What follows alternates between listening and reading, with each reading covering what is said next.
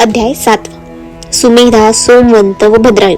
विदर्भ राजाने सीमंतिनीकडे पाठवलेले दाम्पत्य, मदन ब्राह्मण व पिंगला वैश्य कथा, शिवयोग्याने सीमंतिनीस सांगितलेला मृत्युंजय जप व भद्रायूस केलेला उपदेश.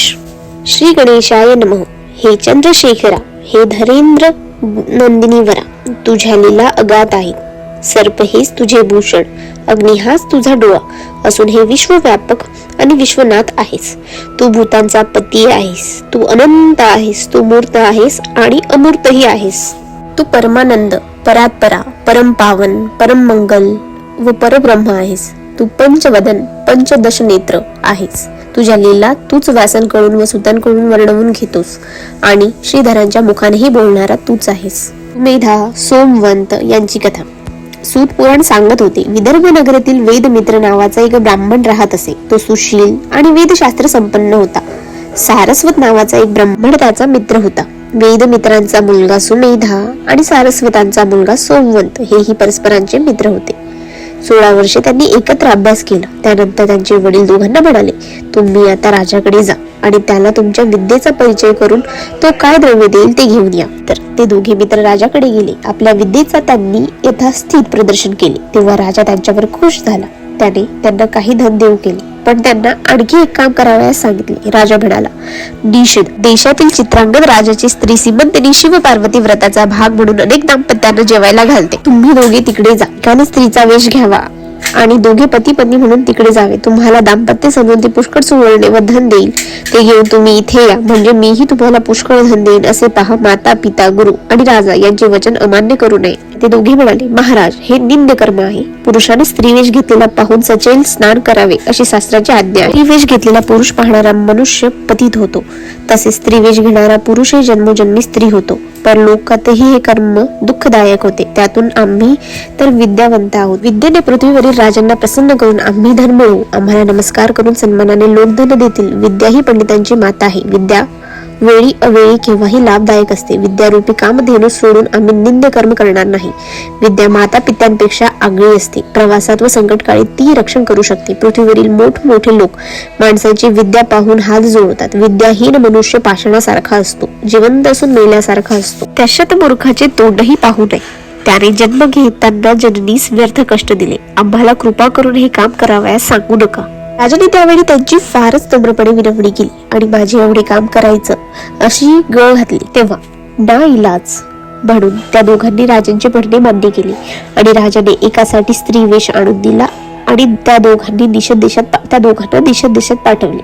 ते दोघे जण दिशा देशात सोमवारी संध्याकाळी सीमंतिनी पूजा करीत असताना पोहोचले आणि सीमंतिनी ज्या दाम्पत्याची पूजा करीत होती त्यात ते सामील झाले. इतरांप्रमाणे त्यांची पूजा करायला सीमंतिनी जेव्हा आली तेव्हा तिने त्यांचे कपट ओळखले, पण तिने चातुर्याने काहीच न बोलता त्यांना शिव आणि भवानी समजूनच त्यांची पूजा केली.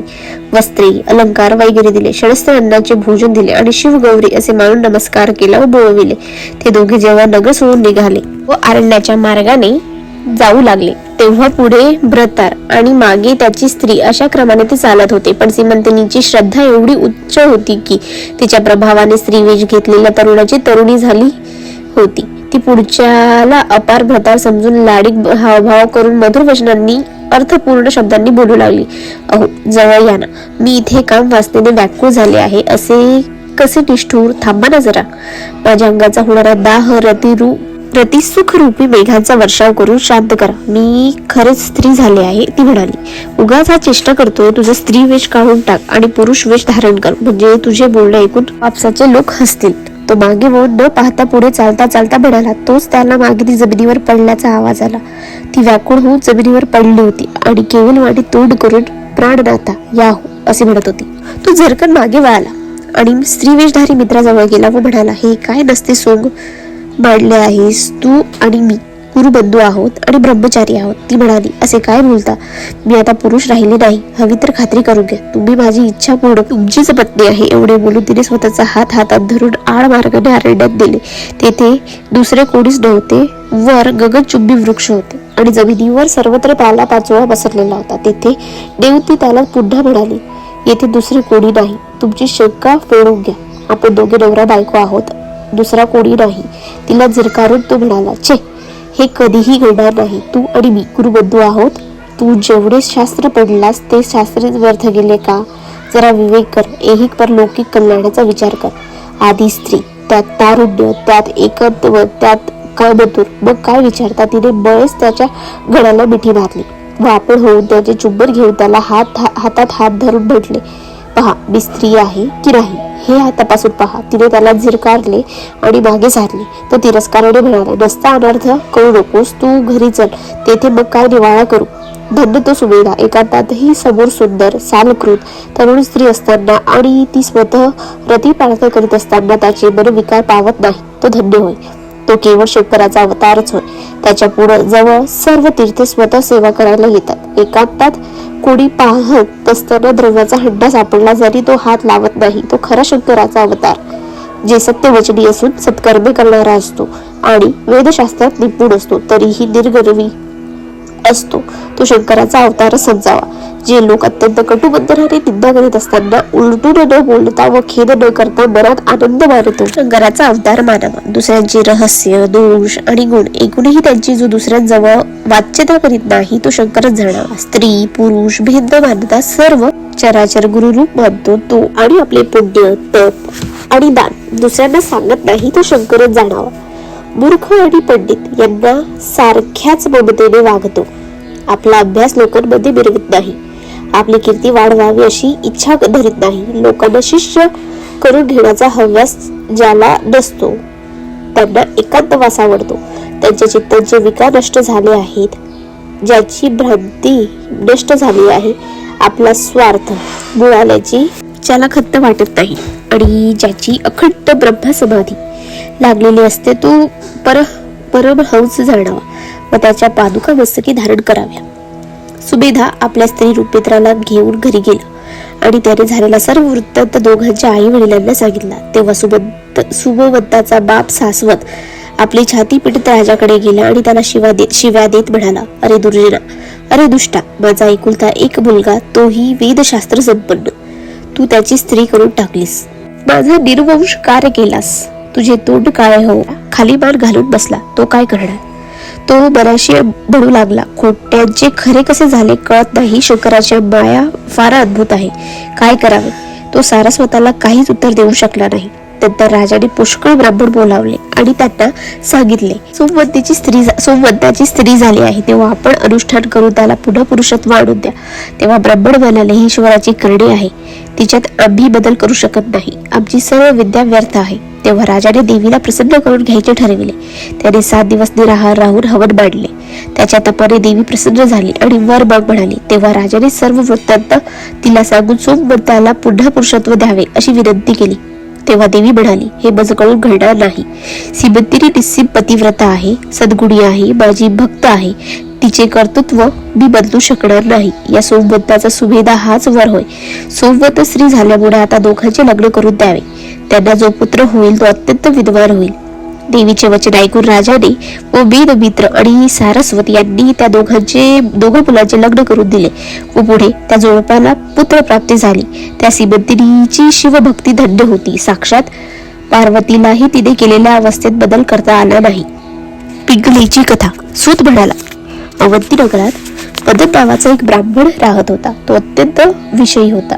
त्या नगरीत पिंगली नावाची वैश्या राहत होती. तो ब्राह्मण त्या वेश्येकडे नेहमी जात असे. त्याने आपले ब्रह्मकर्म सोडून दिले होते आणि आपल्या धर्मपत्नीलाही टाकून दिले होते. अहोरात्र तो पिंगलीकडे पडलेला असे. मद्य आणि मांस खाण्यावर त्याची फार आसक्ती होती. ऋषभ नावाचे एक योगेश्वर जगाचा उद्धार करण्यासाठी सर्वत्र संचार करीत असताना पिंगलीच्या पुण्याईने तिच्या घरी अचानक आले. त्यांना पाहताच पिंगला आणि मदन या दोघांनी धावत जाऊन त्यांचे पाय धरले आणि त्यांचे स्वागत केले. त्यांची षोडोपचारी पूजा करून त्यांना उत्तम भोजन देऊन उत्तम वस्त्रे देऊन त्यांना विश्रांतीस आपला पर्यक दिला. नंतर त्यांचे पाय दोघेजण चेपू लागले. एक रात्रभर तेथे विश्रांती घेऊन दुसऱ्या दिवशी सकाळी वृषभदेव निघून गेले. कालांतराने मदन आणि पिंगला यांचा मृत्यू झाला. पण शिवयोगी वृषभदेव यांच्या सेवेचे पुण्य त्यांच्या गाठीस होते, त्यामुळे त्यांना उत्तम जन्म मिळाले. वज्रबाहू, सुमती, भद्रायू व शिवयोगी यांची कथा. दशहर देशाचा राजा वज्रबाहू आणि त्याची पटराणी सुमती यांच्या पोटी जो ब्राह्मण पुढे जन्माला यायला होता आणि सीमंतिनीची कन्या कीर्तिमालिनी म्हणून पिंगलीचा जन्म व्हायचा होता.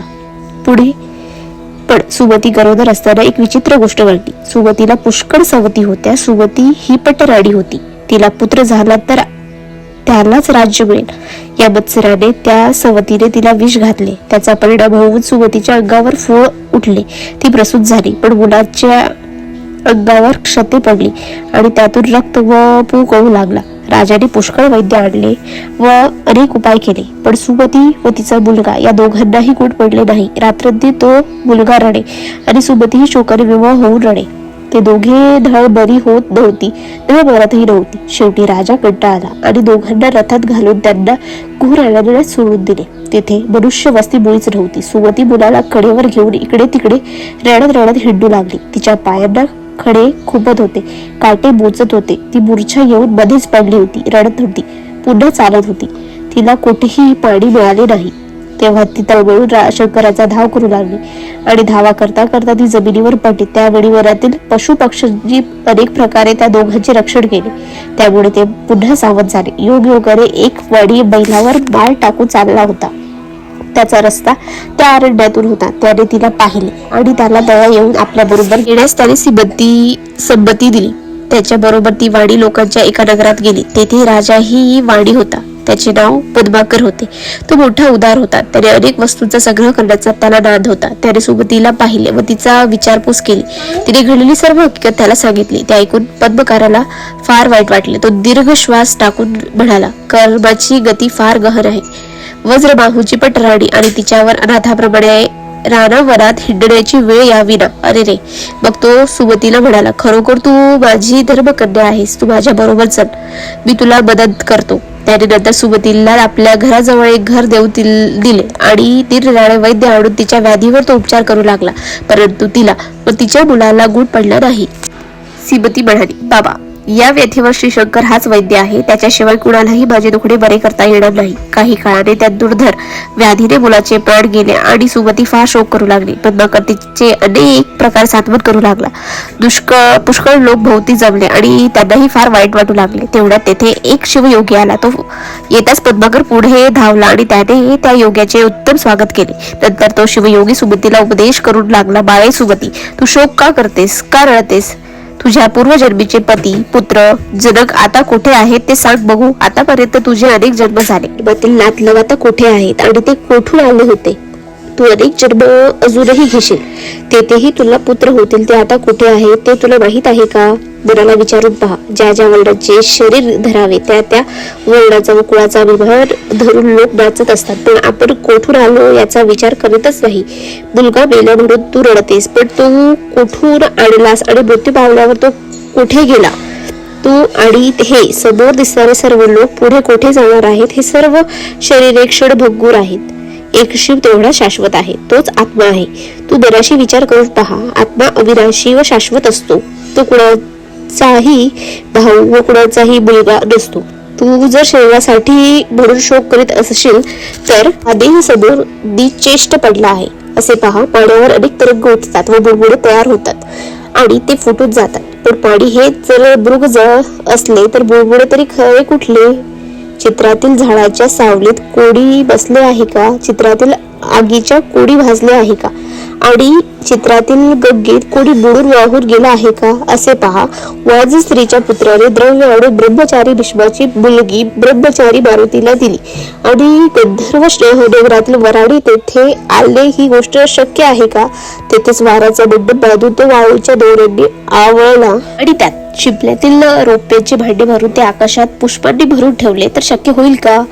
कासवीला येणाऱ्या दुधाचे तूप करून ते मृगजळातल्या माशांनी मशालीवर ओतूर पेटविले व त्या उजेडात ते मासे पायात नुपूर बांधून नाचू लागले आणि त्यांचा नाच जन्मांध लोक पाहत बसले असले कधी शक्य होईल का?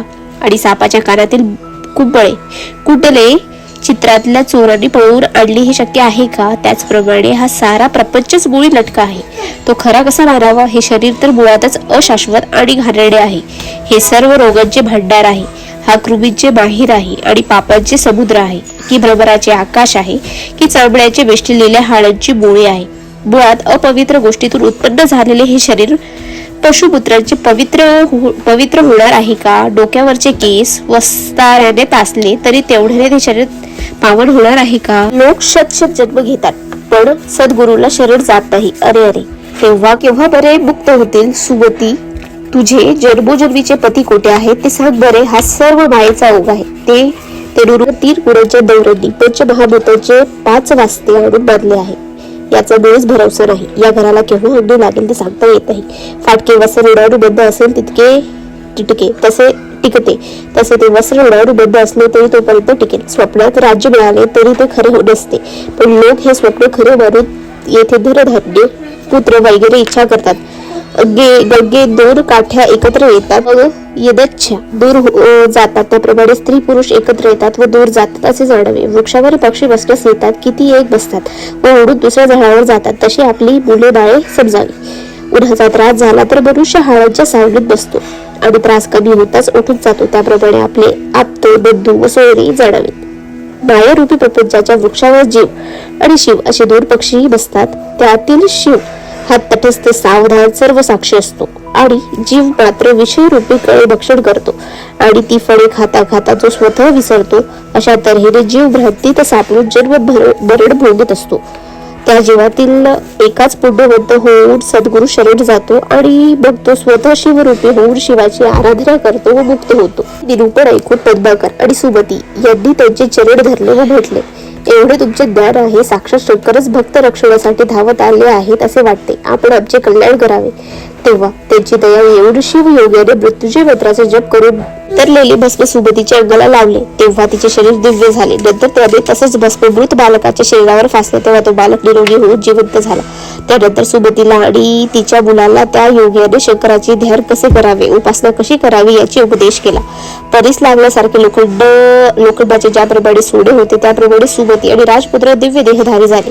पद्माकराला फार आश्चर्य वाटले आणि तो म्हणाला, गुरु मात्र धन्य आहे. गुरुनाथ हा मृत्यू भयापासून वाचवितो. जे गुरुचरणी नम्र असतात त्यांना संसारातील संकटांचे भय कुठले, भेद आणि खेद यांचे गुरु निवारण करतो. मग शिष्याला धनधान्याची वाढ पडत नाही. सुमतीने राजपुत्राला शिवयोग्याच्या चरणावर घालून भेटले. गुरु महाराज, तुमच्यावरून तर धन ओवाळून टाकावे असे वाटते. या शरीराच्या पादुका करून तुमच्या पायात घातल्या जरी तुमच्या उपकारांचे फळ होणार नाही. शिवयोगी म्हणाला, तुझ्या मुलाला दीर्घायुष्य, ऐश्वर्य आणि पृथ्वीचे राज्य मिळेल. याचे नाव मी भद्रायू असे ठेवितो. हा राजपुत्र आहे ही गोष्ट तू लोकात प्रकट करू नको. त्यांच्याकडून मृत्यूच्या मंत्राचा जप तिन्ही त्रिकाळ करून घे. त्याला तुझ्या जवळ बाग आणि सर्व विद्यात प्रवीण होईल असे पहा. असे बोलून शिवयोगी अंतर्ध्यान पावला. पद्मकराला फार आनंद झाला. त्याला सूर्य नावाचा पुत्र होता, पण भद्रायू त्याचा जास्त लाडका झाला. त्याने आपले धन खर्च करून दोघांच्याही बुज्जी केल्या. तो दोघांना सारखीच वस्त्रे भूषणे देत असे. दोघेही मुले उत्तम विद्यावंत झाले. 12 वर्षे गेली. भद्रायू नेहमी आईची सेवा करण्यास तत्पर असे. त्यावेळी शिवयोगी पुन्हा अकस्मात प्रकट झाला. त्याला पाहताच सुमती मुलासह पुढे धावत गेली आणि तिने आपल्या केसांची त्या योग्याचे पाय धुतले आणि डोळ्यातील अश्रूंनी ते क्षालन केले. पुन्हा केसांची पुसून घेतले. त्याच्या पायांना सुगंधित तेल लावले. त्याची षोडोपचारे पूजा केली व त्याला प्रदक्षिणा घातली. सुमती म्हणाली, महाराज, तुमच्या कृपेने माझा मुलगा जगला, त्यामुळेच मी पुत्रवती आहे. आयुष उपदेश. नंतर शिवयोग्याने भद्रायूला उपदेश केला. बाळा, श्रुती, स्मृती आणि पुराण यातील नीती धर्माने वर्तन कर. आई, वडील व गुरु यांच्यावर निष्ठा ठेव. गायी, ब्राह्मण व प्रजाजन यांचे पालन कर. सर्वानुभूती शंकर आहे अशा दृष्टीने राहा. वर्णन, आश्रम याप्रमाणे स्वधर्म आचरण कर. विचार केल्याशिवाय कोणतेही कर्म करू नकोस. मागचा व पुढचा विचार करून चतुर आणि कौशलपणे शब्द बोलावा. काळ कोणता आहे, आपले मित्र कोणते आणि किती, आपला कोण द्वेष करतो, आपला शत्रू कोणते, किती पैसा किती मिळवितो आणि खर्च होतो या सर्वांचा विचार करावा. आपल्या अंगी किती शक्ती आहे, आपल्या जवळ किती लोकांचे बळ आहे, आपले नोकर कसे वागतात, ते त्यांच्या कामात यशस्वी होतात की नाही याचा विचार करावा. अतिथी, देव, मित्र, स्वामी, वेद, अग्नी, पशु, शेती, धन आणि विद्या यांचा सर्व काळ व क्षणोक्षणी परामर्श घ्यावा. मुले, पत्नी, शत्रू, दास, घर, गृहवार्ता, रोग यांची उपेक्षा केल्या क्षणार्धात हानी होऊ शकते, म्हणून त्याची उपेक्षा करू नये.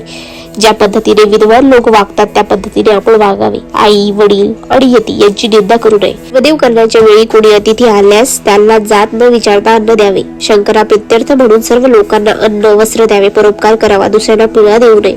गो ब्राह्मणांचे रक्षण करणाऱ्याला शुद्ध म्हणतात. निंदा व वादविवाद टाकून नेहमी शिवस्मरण करावे. त्यालाच मौन असे म्हणतात. दुसऱ्याची स्त्री आणि दुसऱ्याचे धड त्याची अभिलाषा करू नये.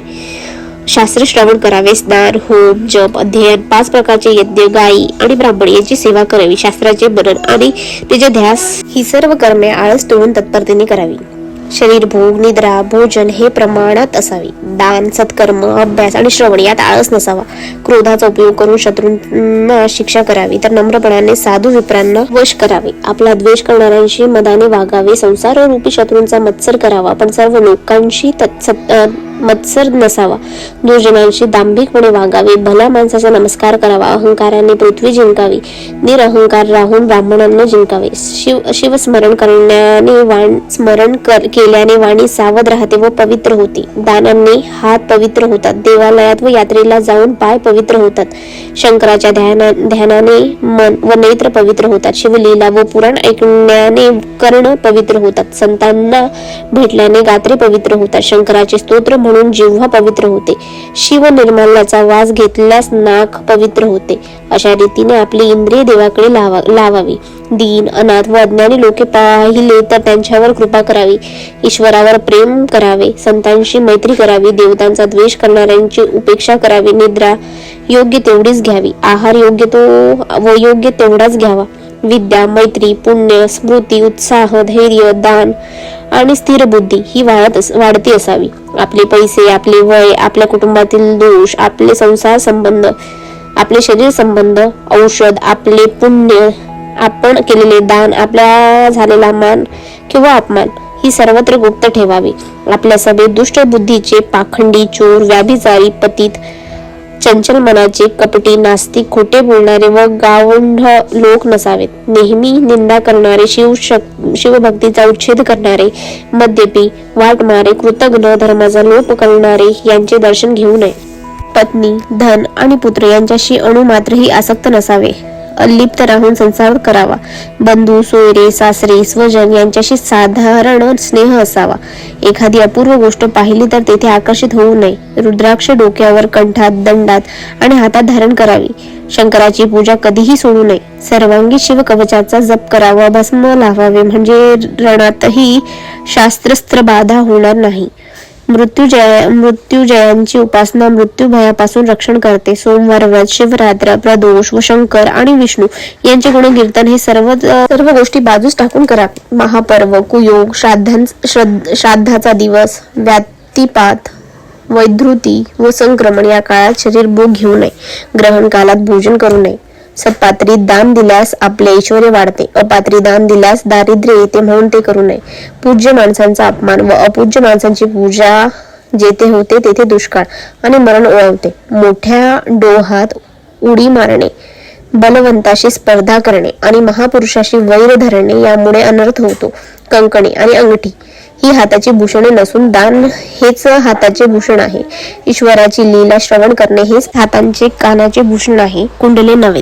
वाणी मधुर, पत्नी सुंदर आणि स्वभाव उदार व संपत्ती अपार हे ज्याच्या जवळ आहे तो धन्य आहे. एखादी गोष्ट आपण देऊ किंवा न देऊ हे निश्चित सांगावे. विद्येमुळे दान घेण्यास पात्र असणारे लोक आले तर त्यांना लगेच दान द्यावे. संकटकाळी धैर्य धरावे. वादविवादातून बोलून जावा. युद्धात पराक्रम करावा. याचकांना विनमुख पाठवू नये. ब्राह्मण, मित्र व पुत्र यांच्या समवेत भोजन उत्तम होय. हत्ती आणि घोडे यांच्या सहित जाणे राजाला उत्तम होय. ज्या शिवलिंगाची पूजा होत नाही तेथे मुद्दाम जाऊन पूजा करणे आणि अनाथ प्रेतावर अग्नी संस्कार करणे हे फार मोठे पुण्य आहे. ब्राह्मणाचा द्वेष करणे एवढे जहाल विष दुसरे नाही. सज्जनांची संगती अमृतापेक्षाही उत्तम आहे. दुसऱ्यांच्या पराक्रमाने संतप्त होऊ नये. दुसऱ्यांना सुख मिळाल्यास ज्याला आनंद वाटतो तो शंकराचा भक्त होय. पृथ्वीमध्ये 4 उत्तम रत्ने आहेत: अन्न, पाणी, सुभाषित आणि उदारपणा. बाकीची रत्ने म्हणजे दगड आहेत. कोणाचेही वर्म बोलू नये. भक्ताचे आशीर्वाद घ्यावे. चांगले आणि वाईट दिवस आले तरी धर्म सोडू नये. पूर्वी ज्यांनी आपापल्याला विरोध केला आहे त्यांचा विश्वास धरू नये. प्रजेला पोटातील गर्भाप्रमाणे पाहावे. गुरु आणि शंकर यात भेद करू नये. आपल्या भाग्यांचा व विद्येचा गर्व करू नये. सौंदर्याने शोभा येते, सद्गुणांनी सौंदर्याला शोभा येते. ज्ञानाने सद्गुणांना शोभा येते आणि क्षमा व शांती यांना ज्ञानाला शोभा येते. ज्ञानाला शोभा येते.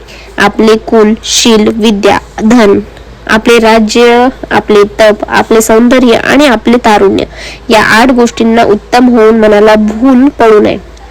अशा प्रकारे भद्रायुस शिवयोगी अनेक प्रकारे नीती सांगत होते व सुमती व भद्रायू यांचे बोलणे ऐकत होते. हा 7वा अध्याय म्हणजे जणू काय कैलास पर्वत आहे, जेथे शंकर वास्तव्य करतात. त्याचे पारायण हीच प्रदक्षिणा होय.